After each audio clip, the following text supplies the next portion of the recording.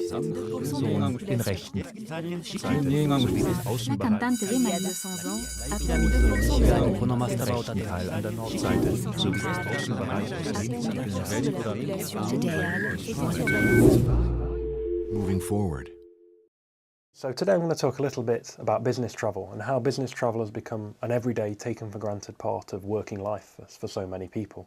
So whether you work for a major investment bank, in a marketing agency, or even if you're an academic, like many of the researchers talking on these videos are, business travel has become an embedded part of what we do as part of our work.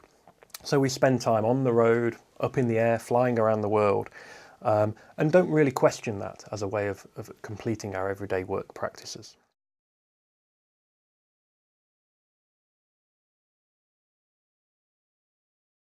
The problem is, of course, that business travel has a whole range of different consequences.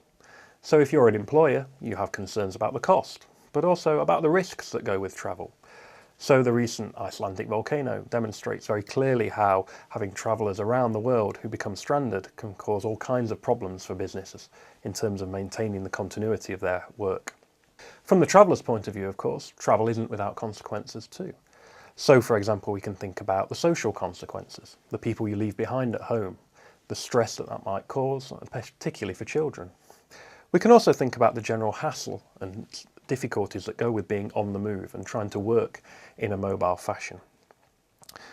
If we then take another perspective, we can also think about the carbon impacts of business travel. So for individuals, but also for organisations, the carbon generated, particularly by flying, is increasingly becoming a concern that requires management as part of corporate social responsibility agendas, but also as part of individual commitments to a more environmental, sustainable future. So in that context of business travel being so normal, but also potentially so problematic, it's perhaps unsurprising that we often hear employers, but also workers, talk about aspirations of travelling less. So we hear people talking about the desire to spend less days on the road, for employers to spend less money and less time sending their employees around the world. But what we know through research, but also through common sense, is that travel generally has increased over time and has become more and more important in the past 30 or 40 years. In particular, I want to think about how travel has become this kind of embedded and normal practice, and how understanding it as being embedded and normal might help us to also understand not only why travel has grown in importance, but also why it's so difficult to challenge and so difficult to stop travelling, even though we might want to.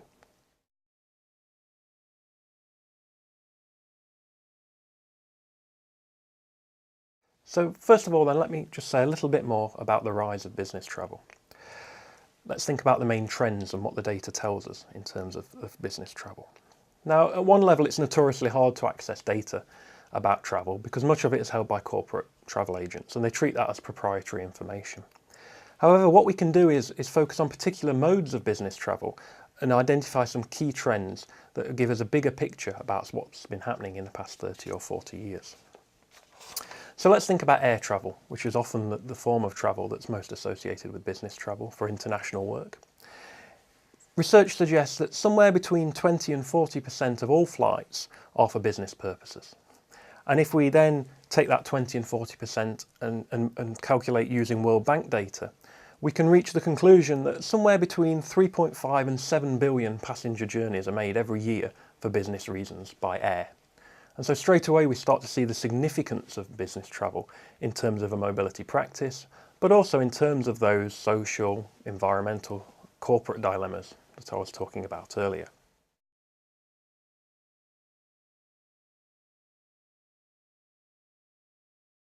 So there's an initial starting point for thinking about why business travel may be important, but we can then perhaps dig down a little bit further into the trends relating to travel. And so, for example, we can look at the Barclaycard Business Travel Survey, looking at a series of executives and surveying them over time to understand better their travel practices. So this survey began in the early 1990s, and between 1996 and 2006 charted a significant 32% rise in the number of miles travelled by the executives being surveyed. So the executive surveys demonstrated significant growth in their time on the road, up in the air during this period. Interestingly, when this survey was completed in 2008 at the time of the credit crisis and the beginning of the global recession, those surveyed suggested they had no intention of reducing the amount of travel they engaged in, despite the economic effects of the global downturn. This demonstrating perhaps just how important and how central travel is to everyday work practices now, and how we can understand it as something that can't be sacrificed or replaced, despite economic, social or other pressures. Another line of analysis is to focus again on air, but to look at a national context and think about how important business travel is for national economies. So the UK International Passenger Survey data looks at the arrivals and departures from the UK by air for business reasons. And that survey charted between 1970 and 2010 a growth from 2 million arrivals and 2 million departures a year from the UK and to the UK for business to 9 million. So a growth of 7 million additional arrival and 7 million additional departures for business reasons by air in that period of time between 1970 and 2010.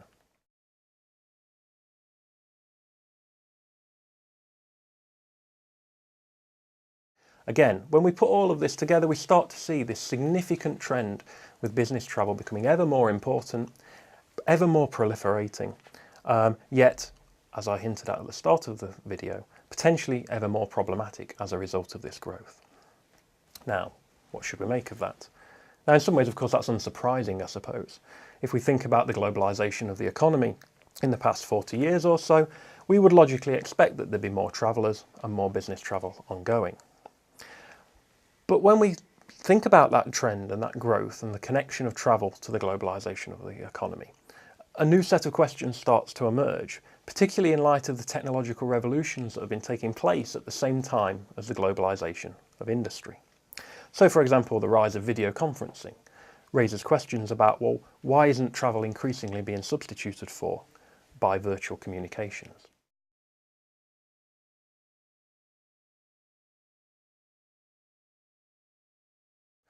So let's dwell on that issue just a little bit longer, because that's really at the heart of some of the key debates in this area.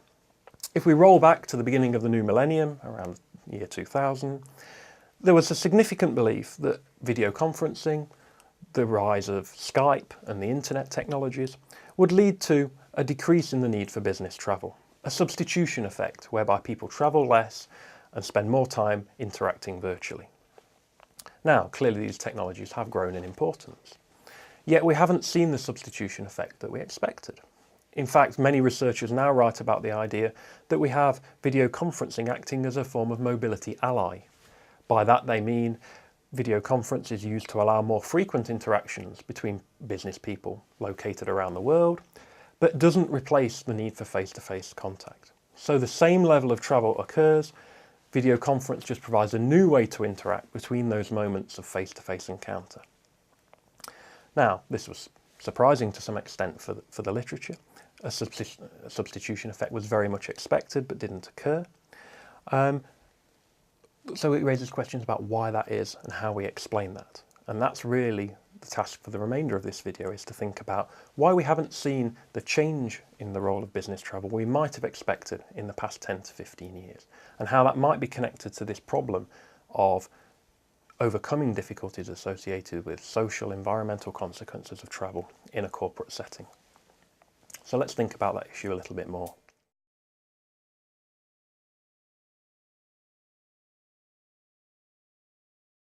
So one explanation of the reason for video conferencing and other online technologies not having the impact on travel that we expected would be a technological explanation.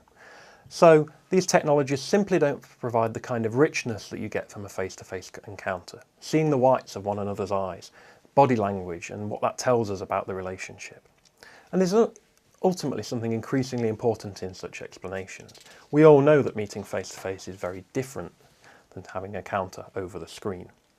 But what I want to suggest is that that really can only form one layer of the explanation as to why this problem of business travel, if we want to see it in that way, continues to persist. So let's think of travel in a different way. Let's think of travel as not only a functional technology, something that allows us to complete business, but let's think of it as something as a cultural phenomena. Let's think of travel as taking on particular cultural, taken for granted, embedded meanings in the business world. What does that perspective reveal, and how might it get us further towards understanding this continual growth in travel?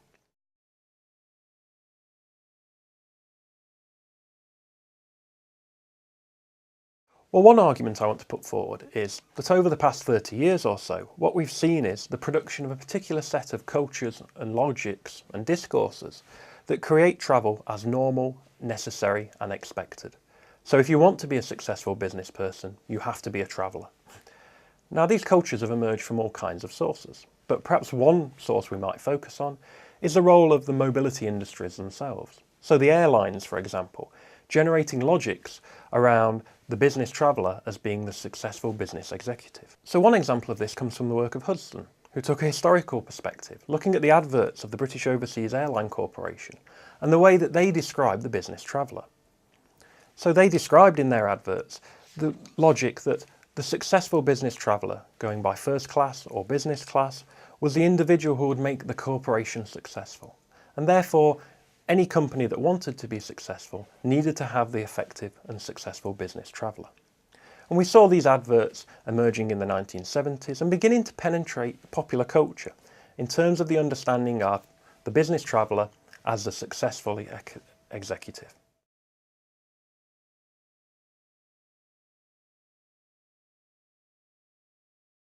Most recently, perhaps we can see this in the film starring George Clooney, Up in the Air, where the glamour of business travel was in some ways deconstructed. What's most significant, though, is that a film was actually made about the whole idea of the glamour of business travel and what it involved. It's become embedded in a normal understanding of what successful executives do. And it's very hard to get away from that culture and to substitute that form of glamorous, up-in-the-air travel with video conferencing. Executives assume that to be successful, they must travel. Corporations publicise the mobility of their executives and use it as a tool to highlight their success as businesses. And that kind of cultural logic that has emerged over the past 20 to 30 years is, I would suggest, as important in explaining why travel continues to grow as any functional logic that focuses on what technology can or what technology cannot do. And so what I'm arguing is that we need a more multidimensional way of thinking about the role of travel if we're really to get to grips with some of the challenges that I alluded to at the start of the paper. Let me just give a couple more examples of how that cultural logic is powerful. In many ways, the culture of travel being crucial for the success of business is now locked into, for example, workers' contracts. We see a stipulation that workers must be mobile. If you work for this company, you must agree that you will travel. We see promotion procedures that reward mobility.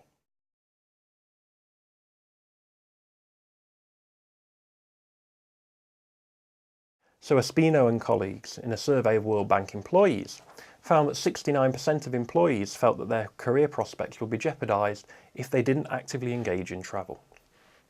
So these kind of structural phenomena that are emerging as a result of the cultures that I've described are just as important in explanations as what technology can and can't do, I would suggest. So to wrap up, what does all that mean? Well, at one level, as I've hinted at throughout the video, a cultural explanation of the role of travel in business helps us to explain why we have the corporate, social, environmental concerns that I outlined at the start of the paper.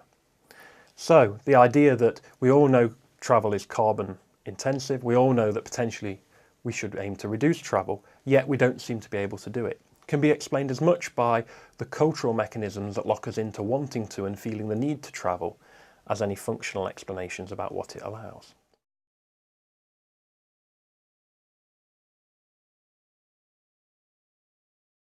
At another level, taking that one step further, we can think about how this explanation of business travel leads us to different strategies to try and reduce travel when we want to. So it suggests that we don't just need to invest in new technologies, but we need to think about A, the erosion of these cultures that generates a need for travel, and B, the production of new cultures, where the use of video conferencing, online interaction is seen as a symbol of success, as a legitimate business practice, as much as travel is. So a different way of thinking about doing business. And just to give one example why that's important. If you were to suggest you were going to pitch to a client for a major contract using videoconferencing, instead of going to visit them at their offices, you would probably be seen as out of sync with common business culture. You would potentially damage your chance of getting the contract. If a new way of thinking emerges that's seen as the effective business being the business that engages in virtual practice, potentially we get to a situation where it does become a real possibility to reduce business mobility. But clearly the erosion of existing cultures and the production of new mobility cultures is far from simple.